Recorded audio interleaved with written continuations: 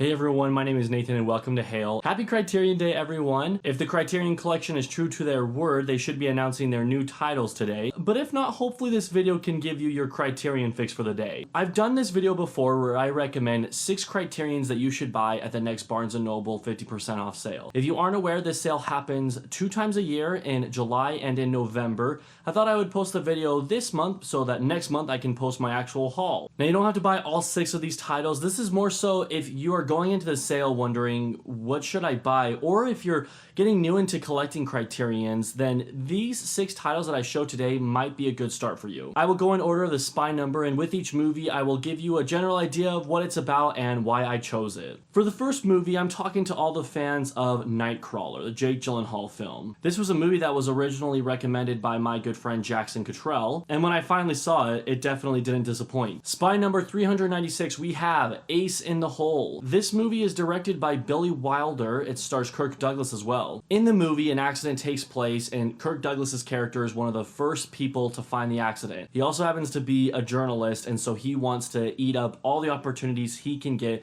to make this the biggest story of all time. If he can make it a big story, he gets more money and more publicity, more people come. It's a really good movie that demonstrates greed and just like how messed up a society can get when they're so set on something. And I've seen a lot of Billy Wilder films. This is one of his best ones. This next one is a sad movie. If you like old people, if you like sad flicks, and you're in the mood to just kind of be sad, this is Spine 505. It is Make Way for Tomorrow. The movie is about an elderly couple who is struggling with their finances. Their home is taken away, and so basically the husband and the wife, they are separated from each other and they both go to live with their children. You see the father's story as he lives with one side of the family, the mother's story as she lives with the other side of the family. The kids of the elderly people, they're grown adults, they have their own children and everything.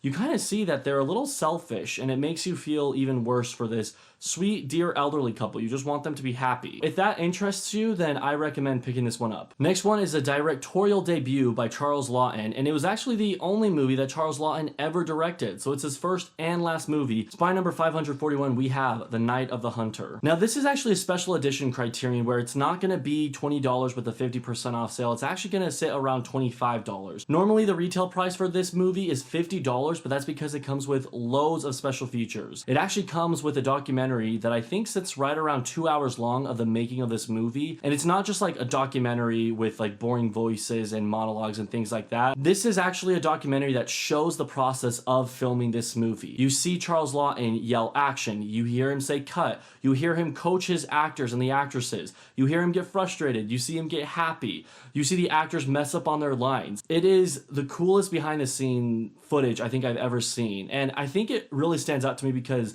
this is a black and white movie. This is an older film. I mean, I've seen behind the scenes of like the Harry Potter movies or the Star Wars movies, you know, those modern day movies that we love so much, but I've never seen something so in depth in an old fashioned film. And so that to me is a reason on its own to get this edition. And I'm only mentioning the making of The Night of the Hunter. The movie itself is really good as well. For it being the only movie that Charles Laughton directed, he did amazing. When the movie first came out, it wasn't very well received, which is kind of sad because Charles Laughton saw it as a failure. It's really been the years following that it has gained a following, and people have started to like it more, and it's become one of the most iconic movies of all time, I'd say. It's a really eerie movie. I don't actually want to go into the plot details. I think you should just go into this movie and watch it without knowing anything. I will say though that to those who have seen this movie before, I recommend rewatching it, and while you rewatch it, have another screen where you can watch the making of documentary, because it's really cool to watch the movie, then pause it,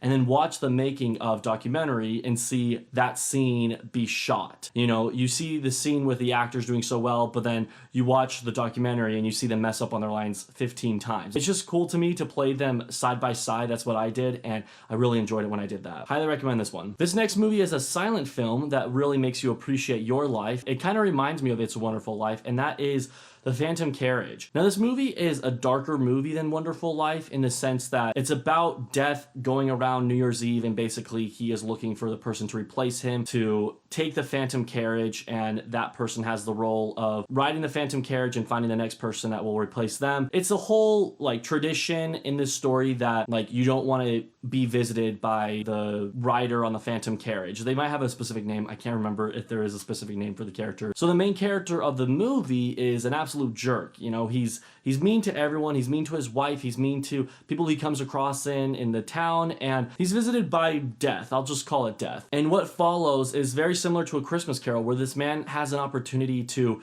see his life and pretty much just how big of a jerk he has been to so many people. If you're a sucker for those kind of tales where the character gets a second chance or they get to see all the wrongs that they've done and they have a chance to like make it right, then I think you will like The Phantom Carriage. Plus, this movie was a big inspiration to Ingmar Bergman. To the fans of the recent Netflix show Bly Manor, you will like this next one. Spy number 727, The Innocence. The Innocence is a movie that was written by Truman Capote. You might have seen the biography movie starring Philip Seymour Hoffman. Yeah, it's that guy. He also stars in the movie Murder by Death, and he wrote the screenplay for Breakfast at Tiffany's, so he's a pretty big deal. He does really good in writing this movie. I haven't read the original source material that both this and Bly Manor is based off of, but they are based on the same story, and so if you watch Bly Manor and then watch this, you will definitely see some similarities. For me, it was the opposite. I saw this and then I saw Bly Manor, and so I'll be honest, there were some things in Bly Manor that were very predictable to me just because I knew the story. But anyways, this movie is a very unsettling, spooky movie from the 50s. Just kidding, the 60s. It has great performances by everyone, specifically the two main children in the movie. And I'm not gonna make anything up. It's not the scariest movie I've ever seen or anything like that, but there are definitely some scenes in this movie that just made my heart skip a beat, or it just made me feel very unsettled or uncomfortable. It's nothing like dark or gory or anything like that, but it's just a good scary movie. And so if you're looking for that next horror film, I definitely recommend The Innocence. And on a lighter note, I thought I would share a feel-good film for the last Criterion that I talk about today. It is spy number 819, Here Comes Mr. Jordan. With all the movies I've discussed today, I really tried to choose Criterions that I haven't discussed too much on the channel before. Here Comes Mr. Jordan is one that I've talked about briefly when I talked about my favorite first-time watches of the Criterion Collection for the year 2020. It ranked in my top 10, and so that's a good sign within itself that, you know, it's a really enjoyable movie. But I want to give it a little bit more praise because this is that movie that you can turn it on, you can watch it, and I can guarantee you, you're just gonna have a smile on your face. Like if you're just looking for that next feel-good movie that does no one any harm, this is that movie. The movie is about a professional boxer who dies prematurely. What I mean by that is basically heaven makes a mistake. This main character, he dies and he wasn't supposed to die. And so what they do is they send him back down to earth, but now he's in a different body. He still is himself. It's the same spirit and everything, but when he looks like in the mirror, he sees a different person. And everyone who he interacts with sees that person whose body he is inhabiting. It also is satisfying in a lot of parts, and Claude Rains' smile is so warming. That should be the reason on its own for you to watch this. There are over 1,000 spines in the Criterion Collection, and I only recommended 6 to you. And so I want you guys to leave your comments in the comment section below on what Criterions you would recommend we buy. If you have any questions on the movies I talked about, definitely leave a comment on that too, because I love to answer any questions you have. And thank you so much for watching. Happy Criterion Day.